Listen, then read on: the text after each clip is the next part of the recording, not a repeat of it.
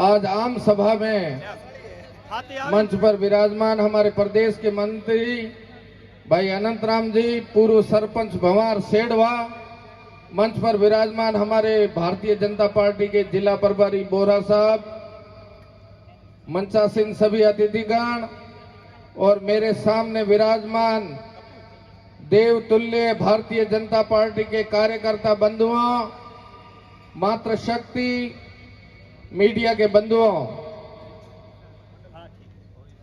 राजस्थान में पिछले 4.5 पौने 5 साल के कांग्रेस सरकार के कुशासन से, निकम्मी भ्रष्ट और जंगल राज सरकार से आम जन जब त्रस्त हुआ तो आम जन की पीड़ा को ध्यान में रखते हुए भारतीय जनता पार्टी ने ये पूरे प्रदेश में 4 रथों के द्वारा परिवर्तन की जो संकल्प यात्रा चालू की, 4 तारीख को रामदेवहर से चालू की थी, बाड़मेर होते हुए जालोर में प्रवेश करके और ठीक 15-20 मिनट बाद में सांचौर में पधार रही है। इसमें आप सभी भारतीय जनता पार्टी के देवतुल्य कार्यकर्ता पधार रहे, आपका बहुत बहुत हार्दिक साधुवाद ज्ञापित करते हैं, धन्यवाद ज्ञापित करता हूं। साथियों, पिछले 4.5 साल पहले जब कांग्रेस सत्ता में आई थी तो इस जालोर जिले की धरा से ही कांग्रेस के सबसे बड़े मुखिया राहुल गांधी ने 1, 2, 3, 4 की गिनती करके 10 तक बोला और बोला कि चुनाव में अगर कांग्रेस की सरकार आई तो प्रत्येक किसानों का सभी कर्जा माफ कर देंगे। क्या आप किसानों का कर्जा माफ हुआ या नहीं हुआ या नहीं? अगर नहीं हुआ, उन्होंने वादा खिलाफ किए है तो उनको सबक सिखाना है। कांग्रेस की सरकार ने किसानों को 2 फेज में बिजली देने का वादा किया। आपको बिजली मिल रही है या नहीं मिल रही है? आपको बिजली नहीं मिल रही है तो वो भी उन्होंने वादा खिलाफी की।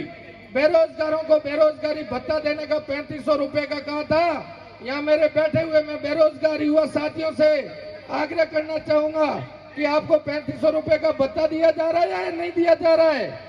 वो भी नहीं दिया जा रहा है।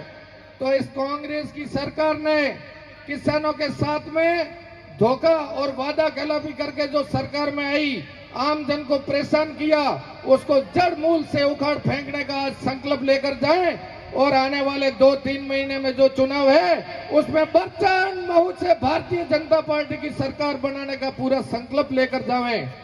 साथियों, 2014 में मोदी जी प्रधानमंत्री बने थे। उससे पहले जो फसल बीमा था उसमें कोई आकलन नहीं होता था, परंतु 2016 में जब प्रधानमंत्री जी नरेंद्र मोदी जी ने कमान संभाली, 2016 में प्रधानमंत्री फसल बीमा लागू किया और उस बीमे के अनुसार जो भी पटवार हल्के की अगर 33% भी फसल खराब होती है तो केंद्र सरकार द्वारा प्रधानमंत्री फसल बीमा योजना के द्वारा क्लेम दिया जाता है। अभी पिछले 10-15 दिन पहले 277 करोड़ रुपए जालोर जिले के सैंक्शन किए केंद्र की सरकार ने, मोदी जी की सरकार ने। और जिन जिन लोगों के KCC bank of Baroda, state bank, RMGB यानी जो भी नेशनलाइज बैंकें थी, उनमें जिनकी केसीसी थी उनको हाथों हाथ वो क्लेम की राशि किसानों को धोकर दे दी गई। परंतु जो ये राजस्थान की सोसाइटियां हैं, कोऑपरेटिव सेक्टर है, उसमें जो भी पैसा नरेंद्र जी मोदी जी ने डाला वो पैसा इन्होंने घाटे में दूसरी जगह लगा दिया और आज आम जन काश्तकार है वो सोसाइटियों के चक्कर लगा रहा है और 5 और 10 हजार रुपए उनके आगे कर रहे हैं। ये स्थिति बनी हुई है नहीं बनी हुई है? इस तरह से अभी 14 अगस्त को 2200 करोड़ रुपए जो नरेगा योजना में आप सभी नरेगा के लेबर को मिलने चाहिए, मोदी जी की सरकार ने राजस्थान की सरकार के खाते में जब 14 अगस्त के दिन 2200 करोड़ रुपए डाले। वो 2200 करोड़ रुपए इन नरेगा की लेबर को, नरेगा के लेबर को नहीं देके इन्होंने बिजली का जो घाटा चल रहा है उसमें भरे। ये स्थिति है इस प्रदेश की कांग्रेस सरकार की। साथियों, ऐसे हजारों उदाहरण हैं, घंटों तक बोलते रहे तो कोई नहीं है। मैं आप सबसे एक ही अनुरोध करूंगा कि 2-3 महीने बाद में ये विधानसभा चुनाव आने वाले हैं और पूरे राजस्थान की जनता है वो ये पूरा मानस बना चुकी है कि भ्रष्ट, निकम्मी और जंगल राज कांग्रेस की सरकार को उखाड़ के भारतीय जनता पार्टी की बहुमत से सरकार बनाएंगे।